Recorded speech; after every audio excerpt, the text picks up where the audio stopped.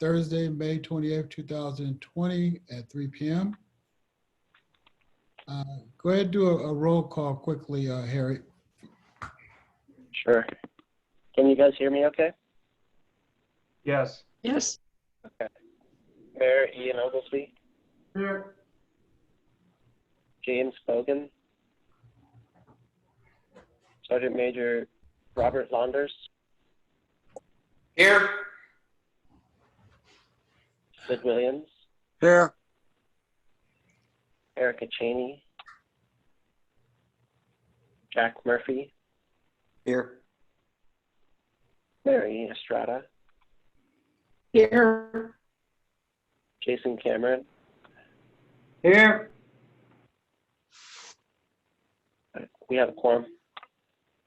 Thank you so much. Next one will be two announcements, acknowledgements, and correspondence. Josh? Sure.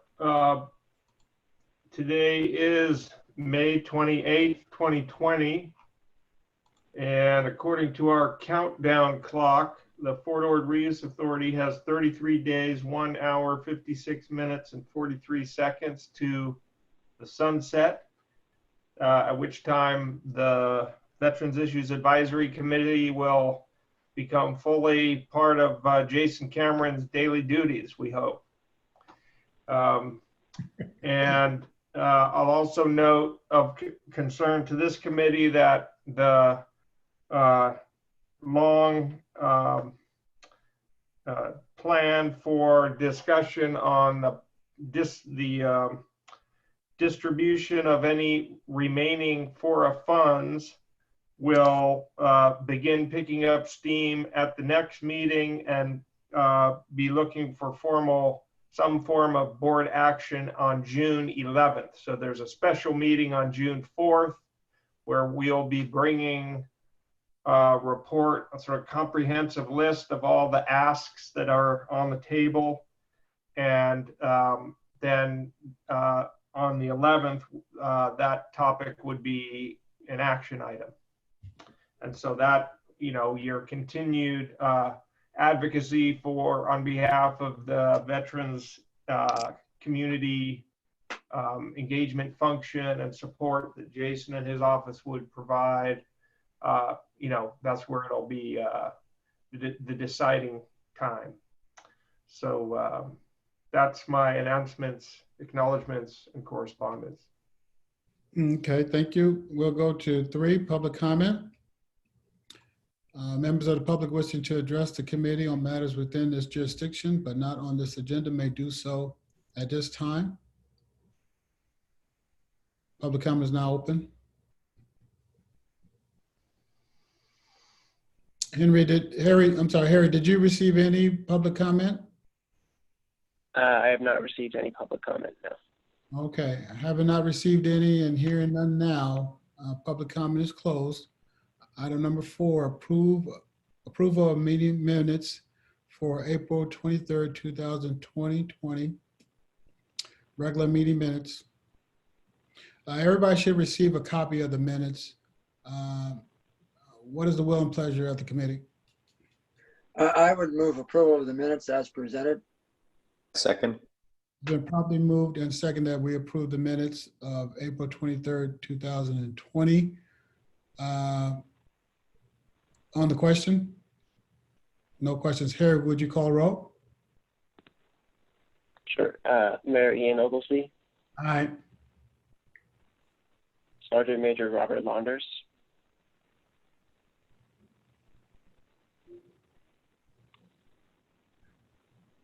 are you there, Robert? Yeah, I'm sorry. I got a phone call.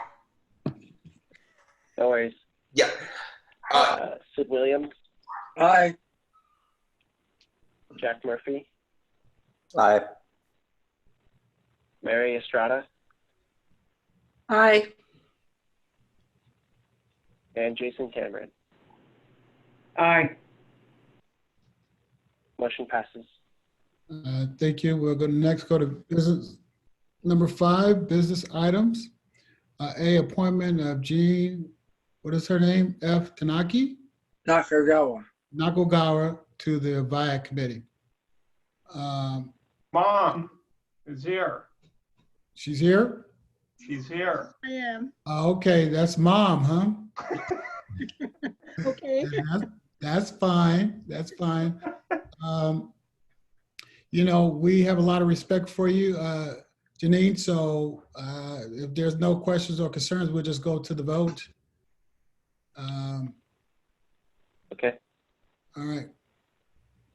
I see Rich Garza just joined us as well. Yeah, sorry for being late. No, that's fine. Let's go ahead and do it properly. Could someone go ahead and move the appointment? I would move the I'll appointment. move it. I'll second. Okay, it's been moved I'll by second. Sid. It's been moved by Sid and seconded by Rich that we move the appointment. Go ahead, Harry. Mayor Ian Oglesby, All right. Sergeant Major Robert Launders, Sid Williams, Aye.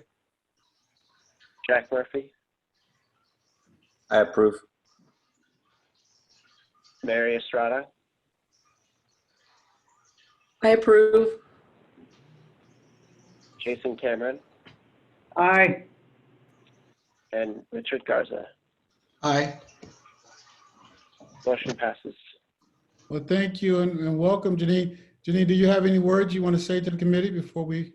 No, I don't. I appreciate it very much. I know I was asked to take Edith Johnson's spot, so I appreciate your thinking of me. Thank you. Well, Glad to have you. glad to have you. We appreciate what you do in the community. Next, we have 5B, Affordable Housing, Veteran Transition Center Housing Development.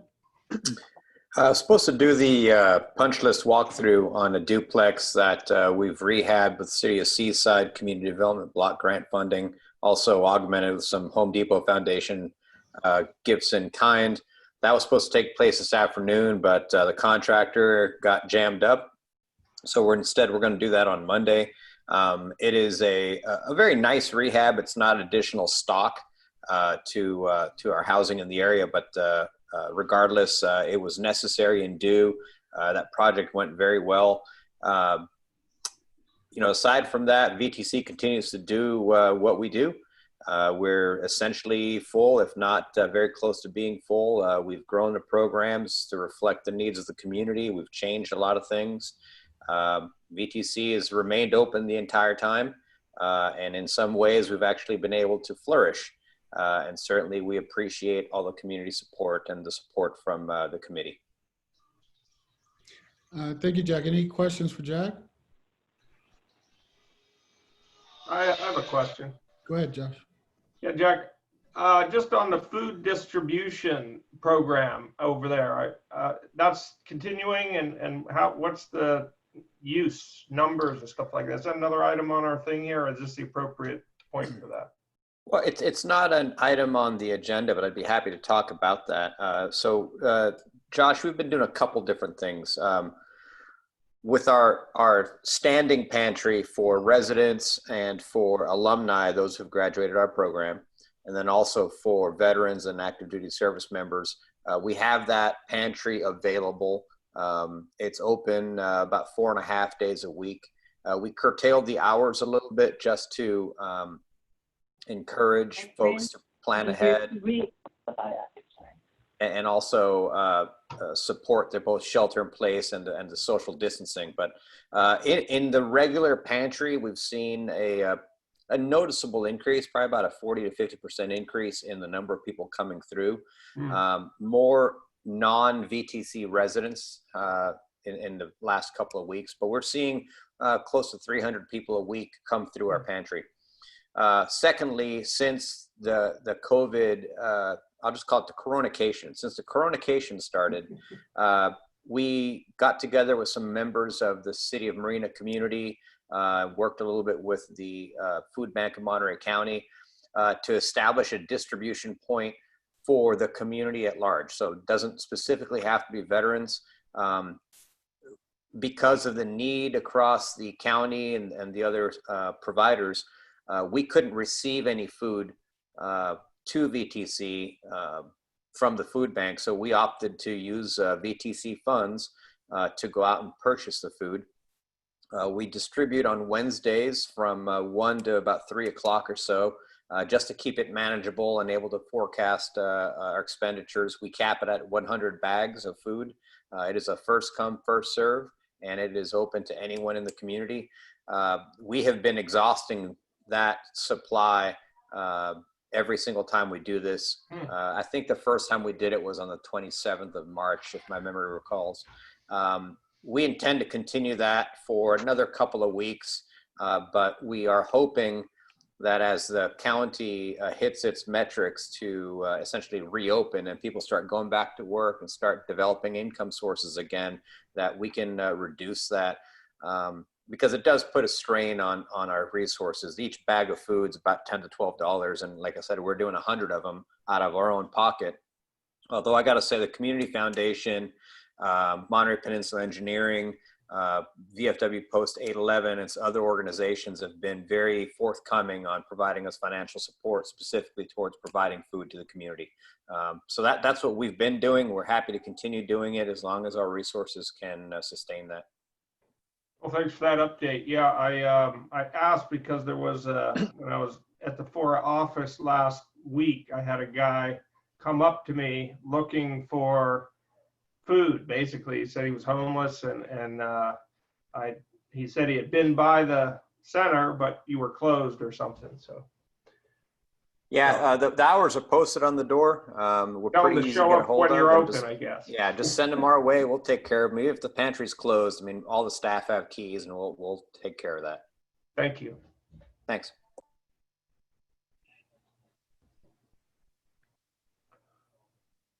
Seeing no other questions, we'll move on. Next, it'll be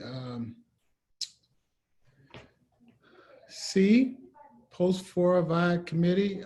Josh, did you want to give a little? Well, so I think I provided the update in my acknowledgements, announcements, and correspondence. You know, the action is expected June 11th. Your advocacy is well noted. We're reporting every time we get letters to the board. You've got a great advocate in the mayor here. He continues to be a vocal advocate for highlighting this particular funding need, and I'll do the same on my end, as much as they, the board likes to take a word from their executive officer or not. But it's definitely on the radar, and I would continue to keep your advocacy going. How's that working out, Josh? Or how many letters or emails or stuff have we received to the board for this? I would say it's over 10. I don't have the exact sum, but I mean, there have been a few pretty much every meeting, and we've been having them, weekly or bi-weekly since January. Okay. So, it's consistent, and one of the dynamics has been that there was a county request where they wrapped in the funding for the same program. They put in, I believe it was a request for $350,000 for 3 years of funding. And so we're gonna be sure to call out the Veterans Issues Advisory Committee request independently of that. It's sort of double counting because it's the same function being requested. So we'll kind of call it out separately and then subtract it from the county's 1.5 request that they have. Thank you. Yeah. Okay, any other questions? Yeah, like Josh said, we will continue to advocate for the commission going forward, particularly support from the county. And Josh made an excellent point when he said we're going to make sure it's separately talked about, and I'm going to do my best to make sure it's separately voted on. It doesn't get lost in the discussion, because we want people to acknowledge the importance of it, even though, they may not have the money, but we need to get all the members of the FORA board to say it's important. Let's try to find the money. How much money do we have? And by the way, let's ask the county to dig a little deeper. So again, we'll move that forward. Yeah, I think the most not day by day, but we summed our total requests a couple weeks back, and it was over $3 million. And at that point, we had about $1.5 million unassigned funds. So you can see that some folks are not going to get everything that's being asked for, but And that's just the facts of the matter. And to be transparent, as Josh is doing, including that $3 million is a couple trying to settle a couple lawsuits, right?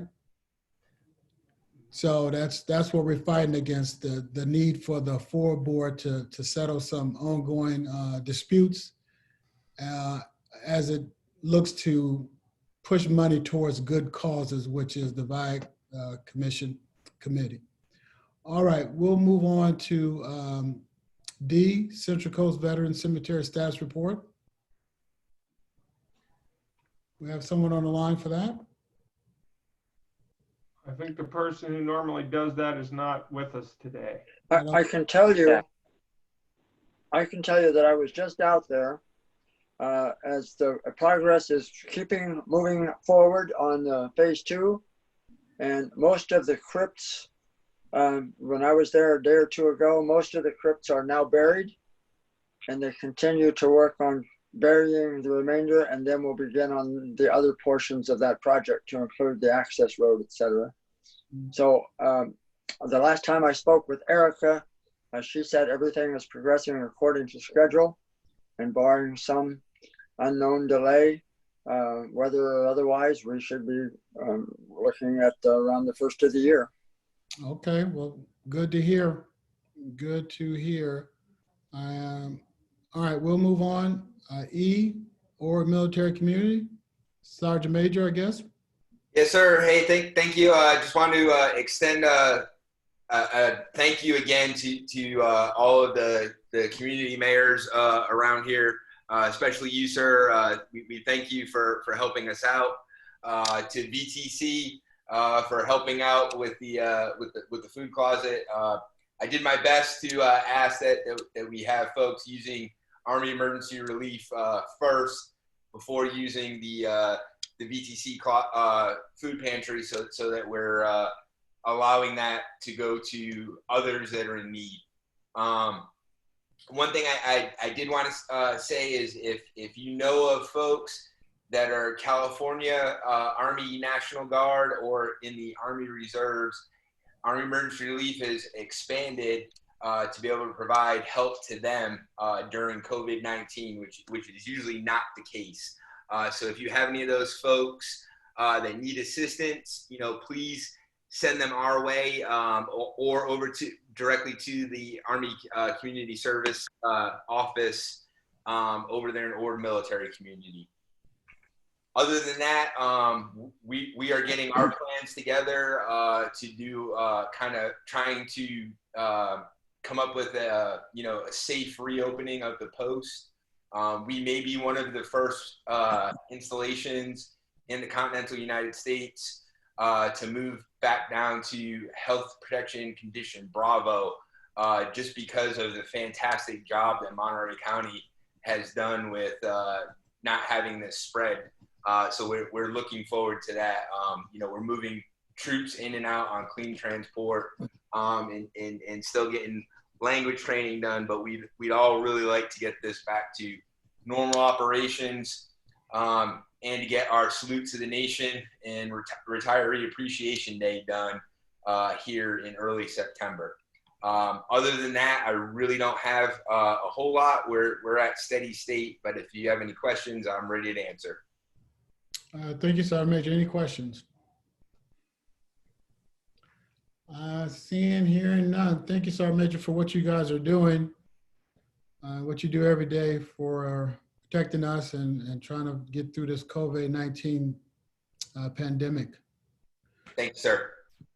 All right. I do have an outside question. Do you have any, what is your interaction with the local National Guard units that help at the food bank throughout our communities? So I don't have a whole lot of interaction with them other than the folks that are married, live in our housing. So we just make sure that they have that basic life support of being able to have ID cards, access to facilities, and that type of thing. Oh, okay. No, I was just wondering. Thank you so much. I just wanted to give them kudos, and if you ever come across them, let them know that we appreciate them. I will send a note to Sergeant Major Solis, who's the guy down here. Oh, perfect. If you could do that, please. Next would be F, which is fundraising. Is that Rich? You still muted, Rich.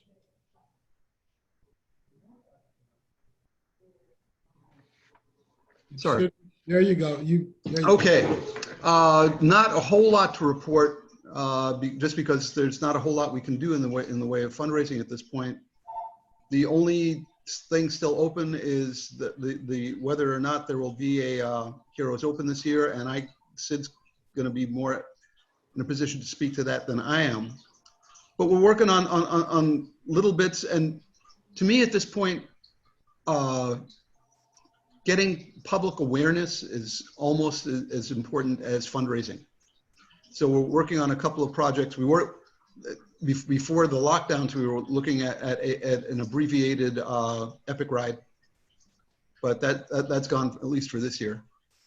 And just because we want the cemetery to be, although it's a California state cemetery, it's open to all veterans, and we know how important, how significant, I'll say significant, to Army veterans Fort Ord is. And I want the vets who served here, and active duty who served here, to know that it exists, because when people find out, it gets a good response. And so I think we'll continue working in that direction. Fundraising is going to have to wait until there's a whole lot fewer restrictions on what people can do. That makes sense, and I think we all suspected that over the last several months. It's hard to get out and fundraise, but thank you for the update. Thank you for what you do, every day. G, VA DOD clinic. Usually that's Mr. Bogan, but he's not on today. As far as I know at the clinic, Ian, there have been no changes yet. They're still doing by far the majority of their appointments on the phone or telephonically. You need to follow all the mask and other type requirements as you try to go in if you have a reason to go into the clinic itself. Other than that, I think it's all pretty quiet over there. Okay. Thank you, Sid. We'll go to H, Military and Veterans Affairs Office, monthly report. That's you, Jason. Thank you, sir. All right, thank you. All right, so as kind of was indicated through the beginning of this meeting, we do have some good traction, I believe, with the awareness with FORA regarding the transition of IAC. So thank you for everybody for continuing to support that effort. I do truly believe that it will be beneficial on many fronts for each municipality to have this continue within our office and have some dedicated personnel working it. I think that it will prove fruitful for the veterans as well as the community. So I'm really excited about the possibilities of this coming together as we get a little closer. Just for the sake of everyone's awareness, because this may not be everyone's full-time focus, but it is mine. In the county, we have about 18,000 veterans. Now remember, this isn't including all of our active duty folks or reservists. This is just the people that are out of service and considered veterans in the county. So 18,000.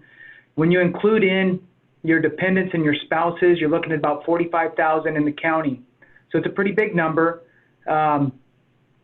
Most of those people are on the coast, and then in Salinas would probably be the second big pot. So we got a big population out here within these municipalities that are still going to function with VIAC. So that's an important piece to think about as we move forward with this. Now, since I came on board in this position 2 years ago, it's just been over 2 years for those that don't know, haven't been here that long. The first full fiscal year that I was here, the utilization rate for veterans accessing veterans benefits through our office or through any way really, but obtaining compensation and pension benefits in the county, that's a monetary payment to them, was 28% of the veterans in this county were receiving those benefits. Last full fiscal year, we increased that from 28 to 34%. It's a big number. So it's definitely the right trajectory, and we want to keep that going. And again, when we think about the municipalities that are involved, especially when you overlap VIAC, and all the municipalities are going to be involved with that, and what kind of good things we can bring to these communities, working hand in hand with the different entities to continue to increase that number. It will increase funding being brought into those to the pockets of the veterans in those communities, which means it's being spent in the small businesses in those communities and so forth. So I can go on and on with that. But last year, for the county as a whole, last fiscal year, the county, we brought in nearly $100 million in compensation and pension into the county, into the veterans' pockets. Again, this is just compensation and pension, doesn't include school money or retirement money or anything like that, just compensation and pension through the VA. The bulk of this money, again, is driven into the coastal communities. So I just wanted to kind of drive that point home. Our current operating levels, so currently what we're doing in our office still with this pandemic is we're running about 60% of the staff working from home virtually. We're providing all services virtually to our veteran community or spouses, dependents, depending on who we're working with. So usually it's via Zoom. In other cases, if the client can't communicate that way, we do offer phone services as well, just a little more cumbersome, but we definitely can do that. The support staff is still working in the office, answering phone calls, setting appointments, gathering mail, scanning documents, sending it to the appropriate veteran reps that we have working from home. So we're operating fairly well. The few things that are really impacted during this pandemic is that we do not have an operating van ride service as we used to, where we would transport veterans in need of services at the VA clinic in Palo Alto or the VA hospital in Palo Alto. We stopped that service due to, just the majority of concerns that would surround that during this time. So that's one major impact. The second major impact is the Veterans Homeless Stand Down. The Homeless Veterans Stand Down that we do every other year has been postponed. For those that don't know, we're looking to do it next year now. It was going to happen this year. Now we're looking at next year. So we're looking at another, 13, 14 months or so from now before we start ramping up for that. And then the third thing is we've paused our outreach efforts during this pandemic. So we were providing outreach at VTC on a monthly basis. We were providing outreach at DLI on a monthly basis. We were going to King City on a monthly basis, Fort Hunter Liggett. All those things have ceased until restrictions lift. So we are anticipating getting back into the office as far as my staff is concerned, probably mid-month of June next month. So in a couple weeks, probably bringing folks back into the office, still working virtually, and then slowly start to bring in the clients that need to see us on a personal one-on-one, in-person basis from there. And then I'm not sure if I can share screen here. Let me try real quick and see what happens. Bear with me. Can everybody see that? Yep. Yes. All right. So this is the monthly snapshot. So this is April, since we're still in May, it hasn't finished up. So in April, we were able to bring in over $200,000 in retroactive payments for the veterans of Monterey County. That results in a recurring monthly payment of $44,000. So $44,000 of new money every single month coming into the veterans of the county. We filed 212 claims. We had 119 walk-ins or appointments. Walk-ins would basically be somebody just calling in and trying to get seen right away. We fielded 714 phone calls. We're starting to get into the college tuition fee waiver time frame. That number is going to substantially increase over the next month, but still did over $12,000. We have all 6 of our vet reps utilizing Zoom conferencing. We did 2 outreach events at the beginning of April with 21 new contacts made, and everyone who's called in for services has gotten served.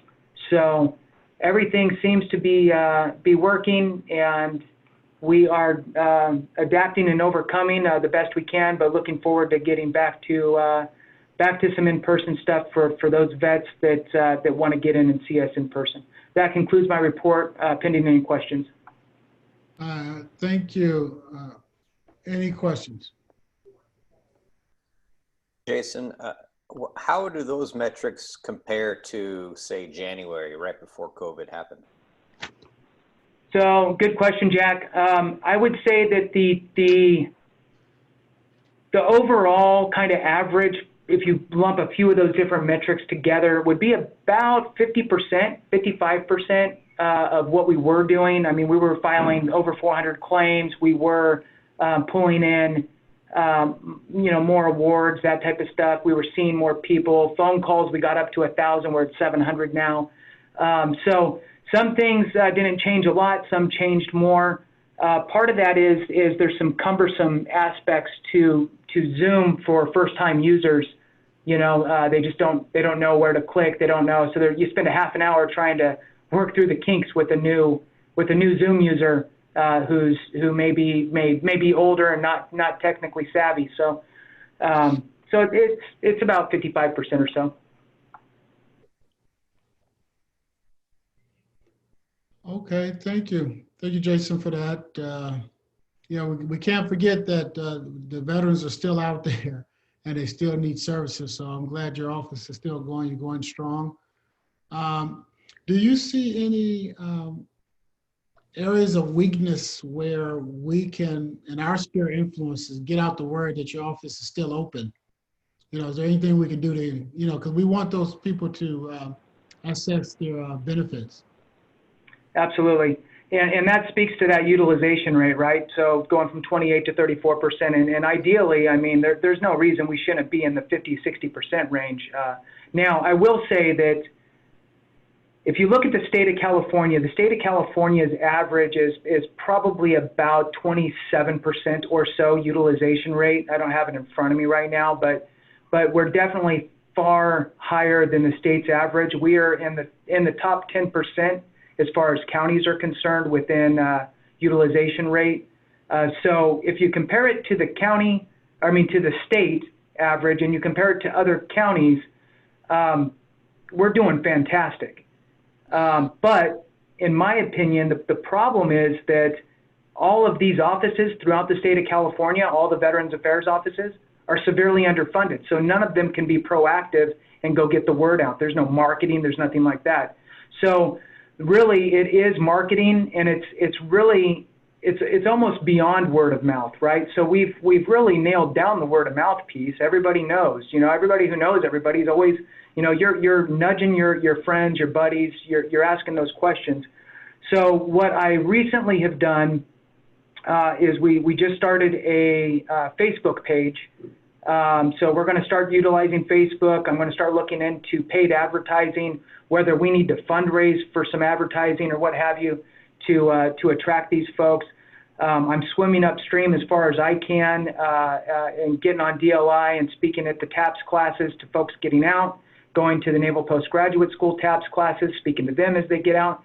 But the problem is not all of them stay here, and people that are getting out at Travis or at some other place in the United States, they're coming here, and the people aren't telling them there. So, it's a hard one, and I think it's just to get all the oars in the water. And I think you and I had actually talked before, and I think that I may have dropped the ball on it, but the city's websites, getting a little blurb on there somewhere, just driving people to our website for anybody that goes on there, just just working on anything to collaborate and get the word out from a marketing standpoint, I guess. Now, that makes a lot of sense, and I know you juggling a lot of balls, but yeah, we did talk about that. So anytime you have anything to a city, you want the city to put up, definitely send it to me, and we'll make sure it gets on our website. So I Will do. sending me some stuff. But just thank you for all the work, because yeah, we want our veterans to be able to access their benefits. Anyone else? Any other questions? I'd sort of like to make a comment in support of what Jason's saying about getting the word out, but it will never look as good as it probably is. When I was in Sonoma County, we got the first favorable review by a civil grand jury that any county department had ever received. But their one criticism was that not enough people knew about the program.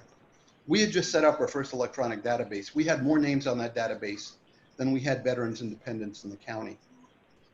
And the perception was still, we're not doing enough. So I think, Jason, you're always going to be running into that, is no matter how much you do, it's never going to be seen as enough. And just to piggyback on that, as soon as you start feeling like you did enough, you lose, right? So you always got to be chasing that proverbial carrot, I guess. So one more thing real quick. I just wanted to share this, our new website, just so everybody can get a quick look at it. So I had the website reconfigured, I guess. So that's our website page. And as you see here, service records, people can request their service records, or they can request an appointment right here. The numbers here are the last fiscal year in review, just kind of showing. But anyway, we revamped it so that way, as far as getting the word out to folks as they go to our website, at least it doesn't look like it's from 1992, which it kind of did. So anyway, thank you all. From a VIAC perspective, before we lose FORA, where we have all these mayors and people that represent the universities and all that kind of stuff as one body, perhaps, Jason, if you could get your link to Harry and allow Harry to get that on the FORA website, but individually to each of the mayors and leaders of those communities and jurisdictions, so that they can have it put on their website, not just Seaside, which is proactive, but all the other cities as well. Yeah, we have a weekly newsletter that we have routinely put in veterans related information, but I think we could make room for an announcement about the updated website and access to improved access to services. Jen Simon, who's on the call, puts that newsletter together, so I'll work with her to make sure we get that out for you. Yeah, that was a good point, Sid. And maybe, Jason, you can come up with a little flyer or something that we can hand out to the FORA members as we sunset. Just giving them the information, which leads back to you. But it is an opportunity, like Sid said, to tell each one of the members to look out for the Veterans Office in the county. That's a good idea. Will do. Okay. All right, let's talk about calendar of events, Josh.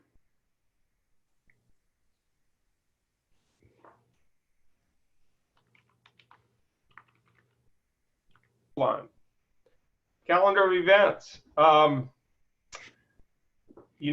June 4th is our next special meeting. There'll be some discussion on budget, but the action and the real in-depth discussion will be June 11th. And then June 30th will be the last day of the Fort Ord Reuse Authority. So enjoy it while it lasts. I guess that's enough to go on the calendar right there, right? Yeah. Yeah. July 4th, Independence Day. Does anybody else want to announce anything from the committee? I do have one thing, Ian. So if all of the members would get out to all of their circle of people that might participate. We are trying to still get nominations in for the Veteran of the Year for this year. The last count I had was, I think we had 5 or 6, and a couple of what we knew were coming but weren't in yet. We need 12 as a minimum to give 2 to each supervisor and 2 for at large. If people know of veterans that are doing something, go on to the United Veterans Council website, which is uvc-mc.com. And you can find the forms, or you can do it directly from there through a SurveyMonkey link to the Veteran Service Office. We really need to get some nominations in there. We're doing reasonably well from districts 4 and 5, but 1, 2, and 3 are pretty distant. Okay, thank you. Any other announcements? This is Katie from Congressman Panetta's office. Just wanted to let you all know that we have a new district director on board here in the Congressman Salinas office. His name is Phil Deppert. He's the former commandant of DLI and retired Army. So we're excited to have him on board, and I'm sure he'll be very involved with the veterans community, the military community moving forward. The other little piece of information I wanted to share was that the congressman a few days ago introduced a piece of legislation that would essentially allow National Guard members who served under COVID-19 activations to receive their full qualifying benefits, whether educational or medical. So that was introduced on May 22nd, and it's a bipartisan effort to make sure that those service members are taken care of in the future. And I think that's it for me, but thank you to everyone for all that you continue to do to support the veterans and military community here during this time. Thank you, Katie. Thank you for that update. We appreciate you being here and all the work that the Senator's office has done over the years for the VIA committee. Josh, when is our next meeting? Next meeting is June 25th. Yeah, so